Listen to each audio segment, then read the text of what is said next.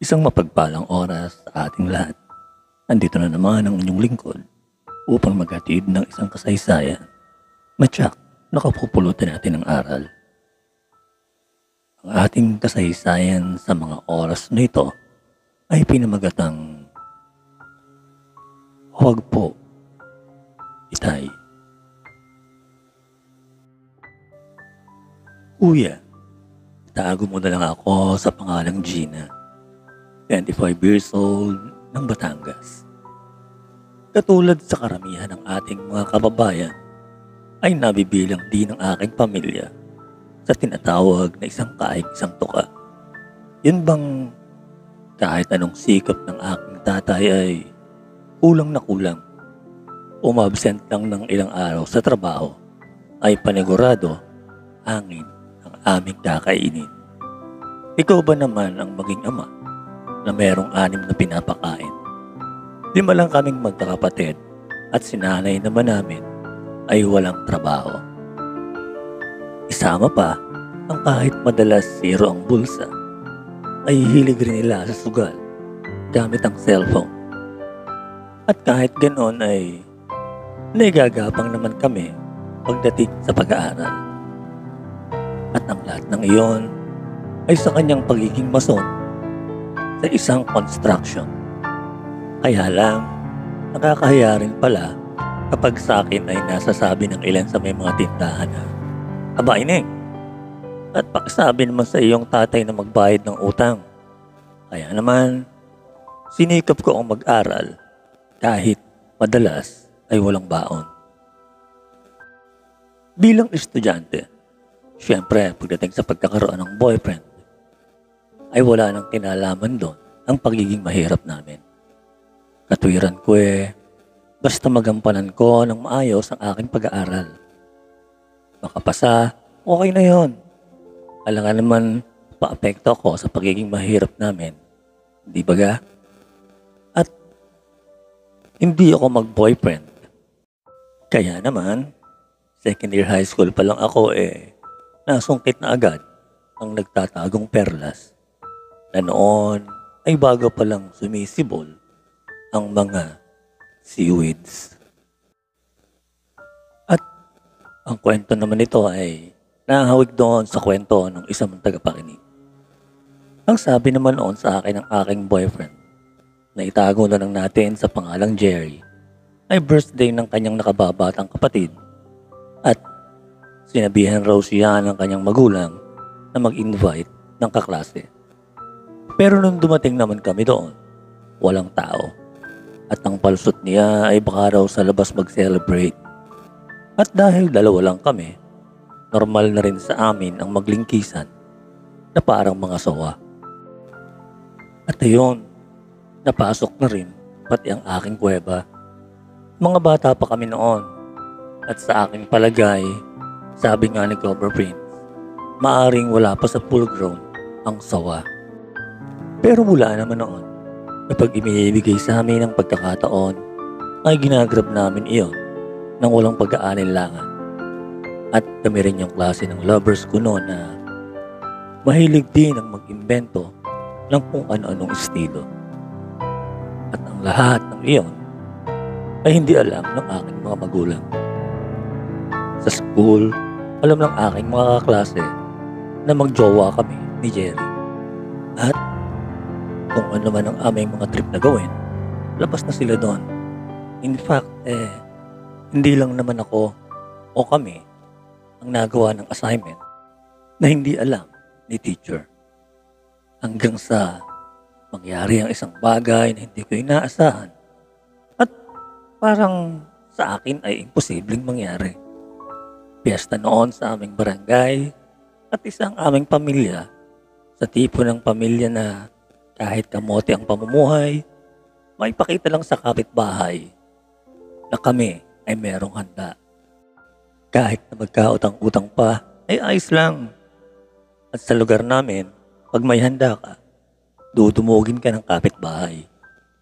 Masaya kahit sa kabila noon, kinabukasan o makalawa, siguradong mga. Noong araw na iyon ay isa ang aking lola at mga tita sa aming bisita.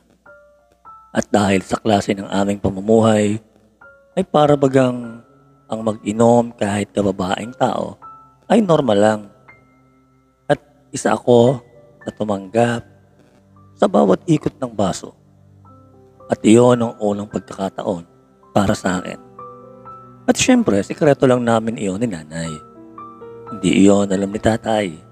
At habang kami ay nasa loob, si tatay naman ay nasa labas kasamang ilan sa mga katrabaho at tambay sa aming lugar. At dahil nga first time ko at hindi naman ako sanay uminom, ayun, at nauna na akong sinaniba ng espiritu ng bilog.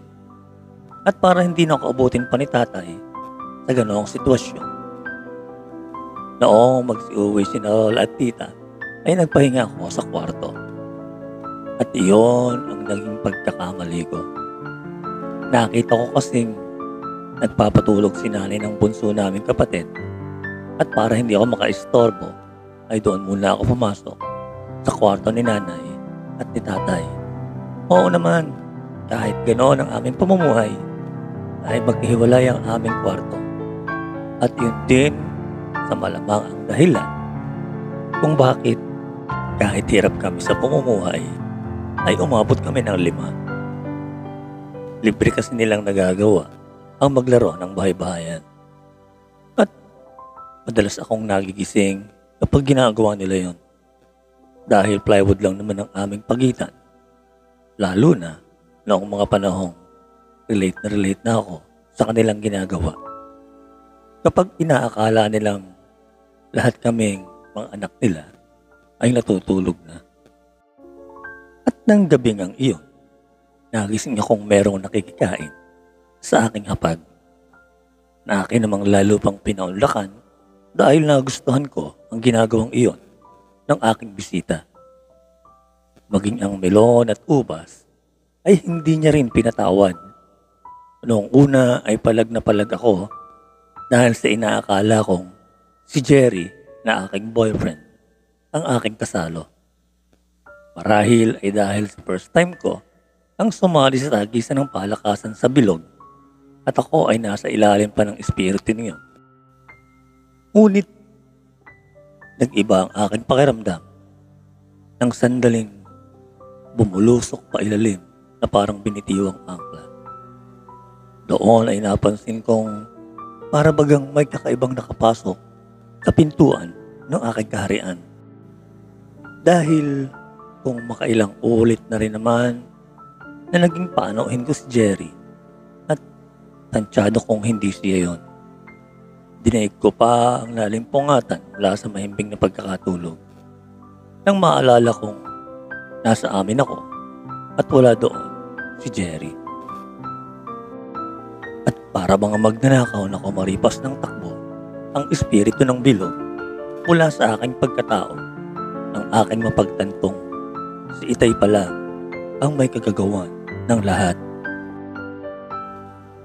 Noong una ay gulong-gulo ako at hindi ko alam kung magsusumbong ba ako sa aking ina dahil sa nangyari.